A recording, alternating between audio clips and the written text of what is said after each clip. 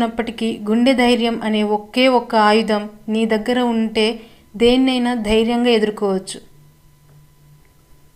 విలువైనది ఎప్పుడూ విలువ తెలియని వారికే దొరుకుతుంది, అది వస్తువైనా బంధమైనా. అనుకూలతల్లో అందరికీ మీ గురించి తెలుస్తుంది, ప్రతికూలతల్లో ఎవరు ఎలాంటి వారో మీకు తెలుస్తుంది. బట్టలు చూసి దేహాన్ని, డబ్బును చూసి మనిషిని, బాహ్య సౌందర్యాన్ని చూసి మనసుని, వ్యక్తి ఎత్తును చూసి ఆత్మవిశ్వాసాన్ని లెక్క వేయకూడదు. టైం నీది కానప్పుడు కొంచెం ఓర్చుకో, అదే టైం నీ విలువను తెలియజేస్తుంది. ఎంత ఓర్చుకుంటే అంత గొప్ప స్థానంలో ఉంటావు. ఎదుటివాడు ఏడుస్తుంటే అది చూసి మీరు ఆనందించకండి, ఎందుకంటే మీకు ఎందులో అయితే ఆనందం దొరుకుతుందో అదే మీకు దేవుడు ప్రసాదిస్తాడు. నువ్వు ఎక్కువగా ఇష్టపడే వాళ్ళే నిన్ను ఎక్కువగా ఏడిపిస్తారు. అలా అని నువ్వు వాళ్ళని వదలలేవు, వాళ్ళు కూడా నిన్ను వదలరు. విజయాన్ని చూసి మురిసిపోకు, అది తొలి అడుగు మాత్రమే, గమ్యం కాదు. వదులుకోవడానికి ఇష్టపడకుండా చివరి వరకు పోరాడేవాడికి తప్పక విజయం వరిస్తుంది. నిజాలు చెప్పి నిజాయితీగా ఉండేవాడి కంటే అబద్ధాలు చెప్పి ఆకట్టుకునేవాడినే ఈ సొసైటీ ఎక్కువగా నమ్ముతుంది, వాడికే ఎక్కువ విలువ ఇస్తుంది. కత్తి ఘాటు వల్ల కలిగే గాయం కంటే నోటి మాట వల్ల కలిగే గాయం చాలా లోతుగా ఉంటుంది. పురుషుడు లేకపోయినా స్త్రీ బ్రతకగలదు, కారణం స్త్రీకి ఆత్మవిశ్వాసం ఎక్కువ. స్త్రీ లేకుండా పురుషుడు బ్రతకలేడు, కారణం పురుషుడి ఆత్మవిశ్వాసమే స్త్రీ కాబట్టి. ఆకలి తీరిన తర్వాత గర్వం, ఆస్తులు పెరిగిన తర్వాత అహంకారం మనిషి పతనానికి కారణం. సమస్యను కూడా చిరునవ్వుతో స్వాగతించడం అలవాటు చేసుకుంటే ఎంతటి కష్టమైనా నీ ముందు తల వంచక తప్పదు. కట్టుకునే బట్టల్లో కలర్ ముఖ్యం కాదు, కంఫర్ట్ ముఖ్యం. కనిపించే ముఖాల్లో కలర్ ముఖ్యం కాదు, క్యారెక్టర్ ముఖ్యం.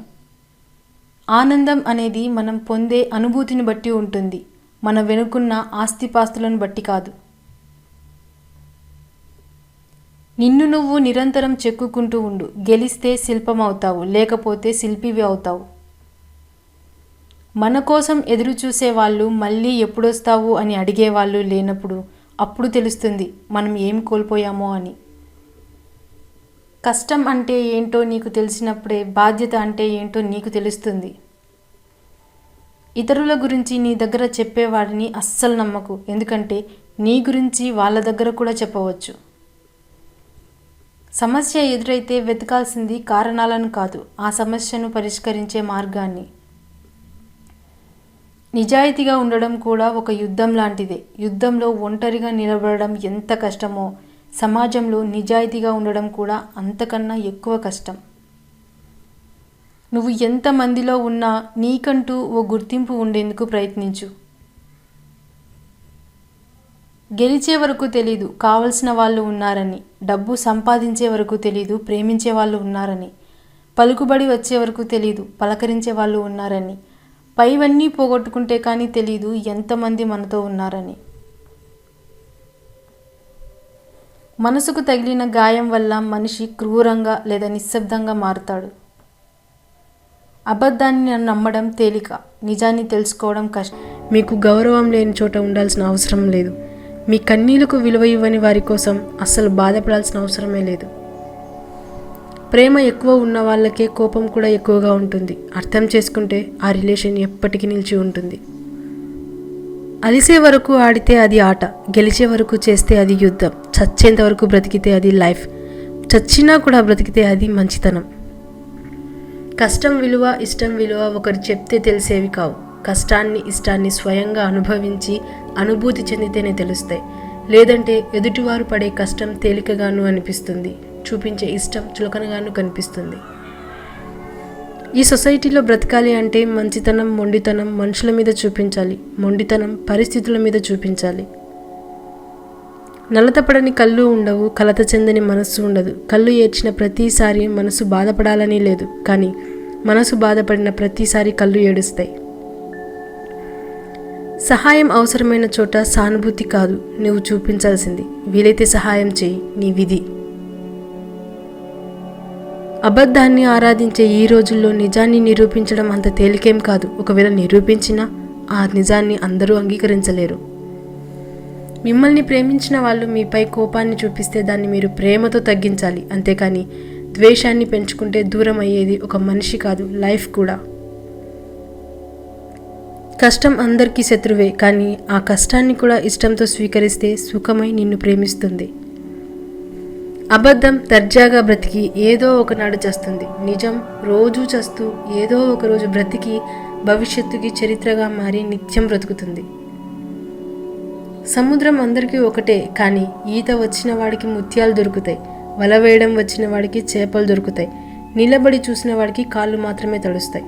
లైఫ్ కూడా అంతే, అందరికీ ఒకటే లైఫ్, కాకపోతే మన ప్రయత్న బలం ఎంత ఉంటే అంతే. పుస్తకాలు జ్ఞానాన్ని మాత్రమే ఇస్తాయి, ఆ జ్ఞానాన్ని ఎలా వాడాలి అన్న వివేకాన్ని మనకే వదిలేస్తాయి. మనసు ఎప్పుడూ కాలంతో పోటీ పడుతుంది, కనిపించినవన్నీ తనకే కావాలని. కానీ కాలం మాత్రం నిర్ణయిస్తుంది ఎవరికి ఏది సొంతం చేయాలో, ఎప్పుడు దేన్ని అంతం చేయాలో. కాలిమెట్టే, తాలిబొట్టు, నుదుటన బొట్టు, ఈ మూడింటి కోసం మూడు ముళ్ళ బంధాన్ని వేసుకుని కన్న వాళ్ళను కాదనుకొని పరిచయం లేని వ్యక్తితో ప్రయాణాన్ని మొదలుపెట్టావు. దూరం ఎంత తెలీదు, తీరం ఎలా చేరాలో తెలీదు.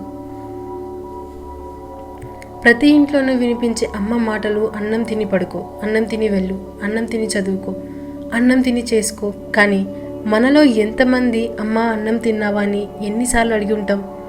తన ఆకలి కన్నా మన ఆకలే అమ్మకు బాగా తెలుసు. అది అమ్మ గొప్పతనం.